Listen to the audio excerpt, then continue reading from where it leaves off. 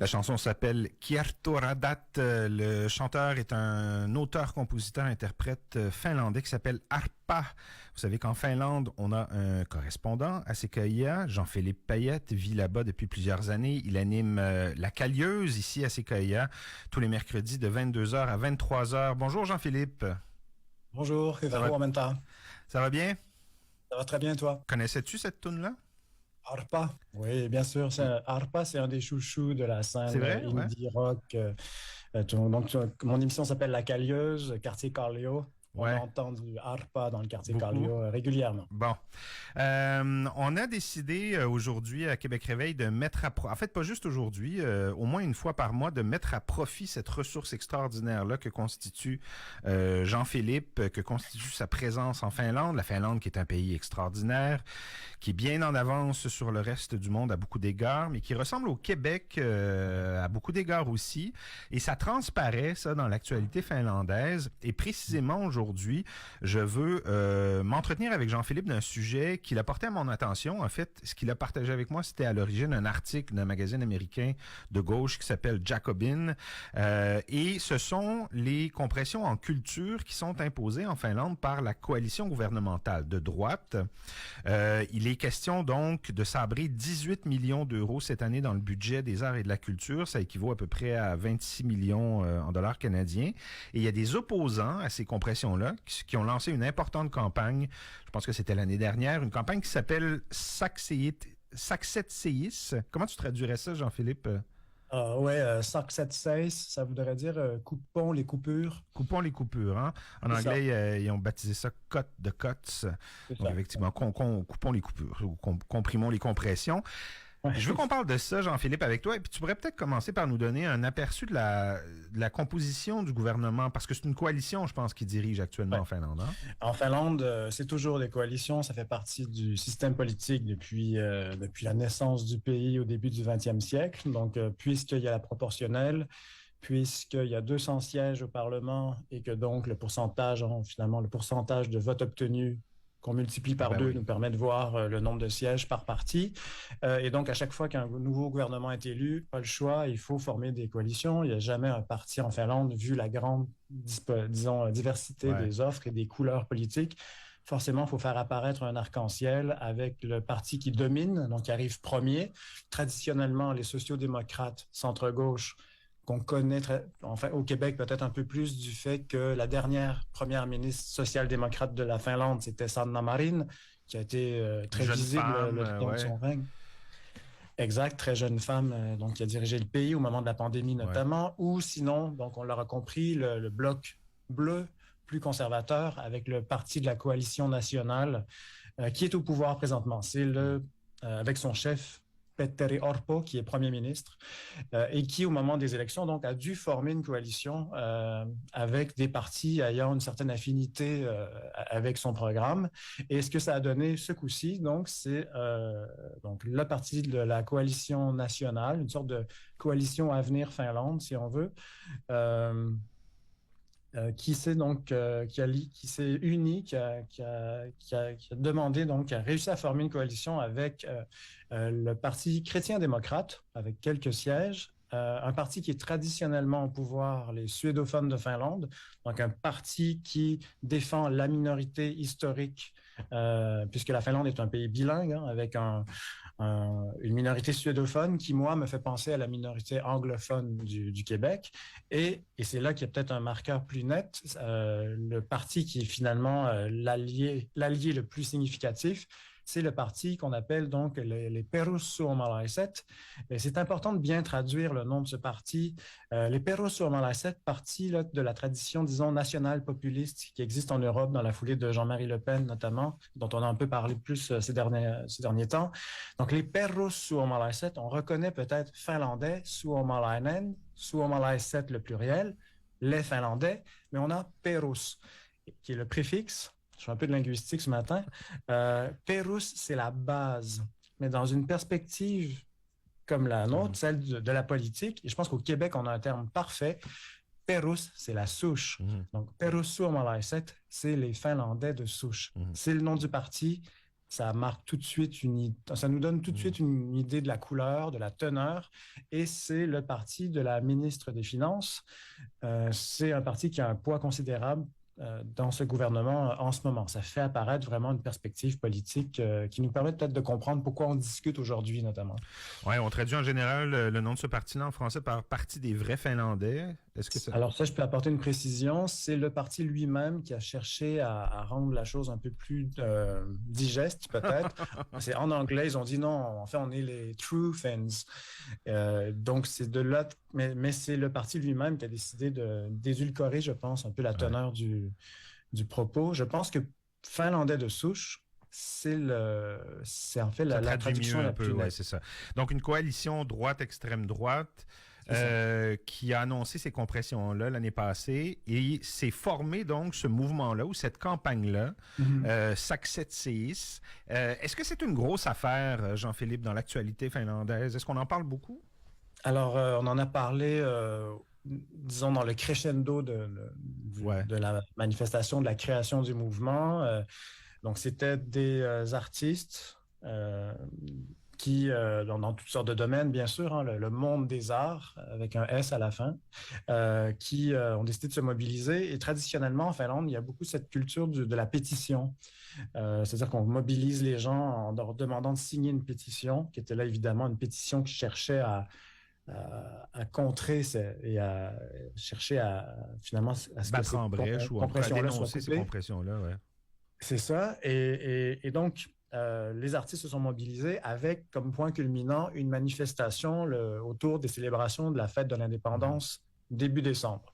Et cette manifestation-là, c'est aussi une nouvelle tradition, mais de manière générale, ça se passe maintenant dans cette espèce de place publique qui est apparue avec la construction de la bibliothèque Oodi, dont on parle souvent parce que c'est une grande beauté architecturale. C'est extraordinaire. Et il y a un parc derrière, c'est ça la place dont tu parles? C'est ça. Ouais. Donc, on a donc la bibliothèque qui est devant le Parlement, qui est devant l'adresse symphonique, si on veut, la maison de la musique. Donc, on voit bien que c'est le point de rencontre de la politique, des arts. C'est le cœur battant de la capitale aussi. Ouais. Et donc, c'est là qu'on se réunit normalement pour manifester de manière significative. Et donc, il y a eu effectivement une manifestation. Un jour où la météo, le ciel était austère, lui aussi. Vraiment, il grêlait et puis neigeait. Et là, j'essaie de répondre tranquillement à la question. Il y a eu, facilement, 80 000, 85 000 signataires dans un pays de 5 millions d'habitants, ce qui est quand même une performance très solide. Mais il faut reconnaître que la mobilisation, au moment de la manifestation elle-même, c'est resté assez ténu, perceptible. Oui? Mais si on regarde les photos, on voit qu'il y a de l'espace entre les gens, si on veut. Mais ça a été bien organisé avec des discours, avec évidemment des pancartes et un propos uni, fédérateur contre les compressions en culture en Finlande.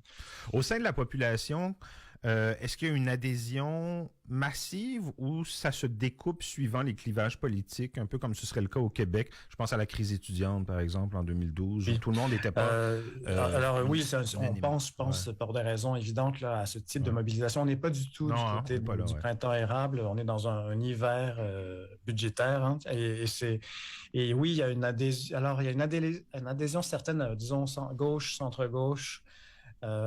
Mais il y a aussi, je pense, c'est dans la culture finlandaise aussi d'avoir un regard peut-être un peu froid sur ces choses-là, dans tous les sens du terme. Et ce qui fait qu'il y a eu mobilisation. S'il y a eu 85 000 signataires, c'est qu'il y a clairement quand même un vent chaud, disons, sur ce point-là. Mais je pense que ça n'a pas fait bouger les lignes. Franchement, et je pense que c'est lié à une certaine relation très pragmatique que les Finlandais peuvent avoir avec la culture et les arts de manière générale. Il y a est-ce qu'il y a des artistes très connus qui sont qui se sont présentés dans les médias pour dénoncer ces compressions-là, puis qui sont devenus un peu les figures de proue, par exemple, du mouvement? Ou... Alors, on a pu voir, notamment grâce aux médias sociaux, à certaines interventions dans les médias, radio, télé et autres formats. Oui, certaines figures, et de manière générale, évidemment, les artistes vont auront, je pense, ce réflexe Ouais, solidaire, ce qui fait que forcément, oui, ouais. plusieurs figures ont pu être entendues et ont pu Émerger. faire part de leur point de vue. Je résumerai peut-être en nommant ceux qui ont fait des discours au moment de cette manifestation. Donc, on avait par exemple Sirpa Karkkonen qui a gagné il y a 1 an, 2 ans, l'équivalent peut-être du prix du gouverneur général pour le Québec, le Canada, donc le prix le plus important en littérature. Donc, il a fait un discours très senti. Les amateurs du cinéma finlandais, notamment du cinéaste Aki Kaurismäki, vont connaître Alma Pöysti, qui était absolument formidable dans Les Feuilles mortes. Et donc, elle a fait là un discours très solide. Et j'ajouterais peut-être Riku Nieminen, qui est à la fois une sorte d'humoriste, acteur, figure politique de la gauche également, et qui a même fait une apparition un jour à Infoman au Québec en sa qualité de personnage de Muna Mies, à savoir l'homme œuf. Donc la Finlande est un peu le Japon de l'Europe pour ce genre de phénomène, disons, artistique. Et sinon, je dirais Kai Sarenke, qui dirigeait Musique Finlande et qui a livré des entretiens dans les médias très nutritifs et solides. L'émission d'Infoman à laquelle tu fais référence, c'est Jean-René Dufort qui s'était déplacé en Finlande pour une émission spéciale. Alors, c'était avant ça. Ah, c'est C'était avant ça. avec son MC Gilles. À une certaine époque, ils faisaient la recherche de ces phénomènes un peu incongrus. Mais c'est vrai qu'ils auraient clairement pu profiter du séjour de Jean-René Dufort en Finlande pour initier peut-être une rencontre entre cet homme Ouais. et Jean-René et Non, Infoman. je dis ça parce que tu apparaissais dans cette émission-là C'est vrai. d'Infoman que les gens peuvent peut-être trouver sur YouTube. C'est 5 millions de locuteurs du finnois, donc en Finlande, Ouais, qu'on retrouve. C'est une langue qui est parlée nulle part ailleurs dans le monde. ouais. C'est évidemment plus difficile d'exporter une culture qui est géographiquement très circonscrite. Est-ce